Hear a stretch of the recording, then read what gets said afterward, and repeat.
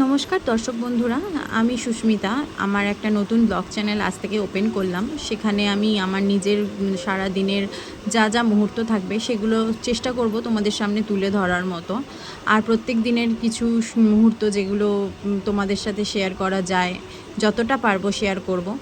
আজ শনিবার সকাল সকাল গেলাম পুজো দিতে, মা শীতলার পুজো দিতে। কারণ 6 দিন ধরে আমার মেয়েটার জন্য আমি মানছিলাম, কেন কি ওর চিকেন পক্স হয়েছিল।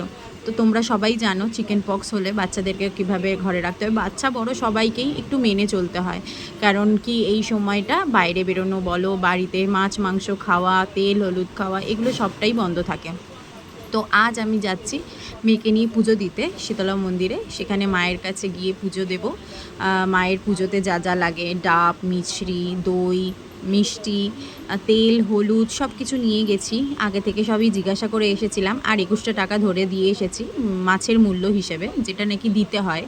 আমি তো কিছুই জানি না, মানে জানতাম না এগুলো। আমাকে বড়রা যেটা বলেছে আমি সেরকমভাবেই করার চেষ্টা করেছি। তো তোমরাও জানিও আর কি কি করতে হয়। আমি জানি না কোনো কিছু ভুল করছি কি না, কি ভুল করেছি এখানে। তো আশা করব যে তোমরা আমাকে সবটা শিখিয়ে দেবে। তোমাদের ওপরেই সবটা ছেড়ে দিলাম। আর প্রত্যেক দিনের ব্লগ চ্যানেলে যখনই আমি পোস্ট করব, তখনই যদি কোনো কিছু ভুল ত্রুটি থেকে থাকে, তো তোমরা সেটা আমাকে অবশ্যই জানিও। আমি চেষ্টা করব সেই ভুল ত্রুটিটাকে ঠিক করে পরবর্তীকালে তোমাদেরকে নতুন কিছুভাবে রিপ্রেজেন্ট করার, বা নতুন কিছুভাবে ব্লগটা তুলে ধরার তোমাদের সামনে।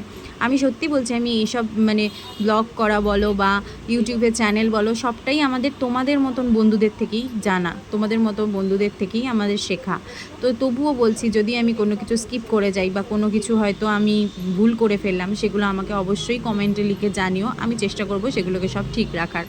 আমার এখন পুজো দেওয়া হয়ে গেছে, এই মেয়েকে নিয়ে এবারে বাড়ি যাওয়ার পালা।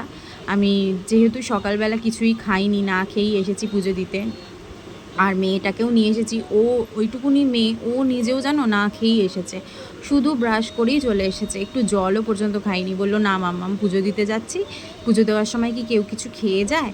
আমি জানি না ওর মাথায় এত বুদ্ধি কোথা থেকে আসে। তো যাই হোক, তোমাদের আজকের ব্লগটা কেমন লাগলো আমাকে অবশ্যই জানিও। আর অবশ্যই চ্যানেলটাকে আমার সাবস্ক্রাইব করে দাও। আর তোমাদের উৎসাহ পেলে আমি আশা করছি পরবর্তীকালে আরও নতুন নতুন ব্লগ আপলোড করব। ধন্যবাদ।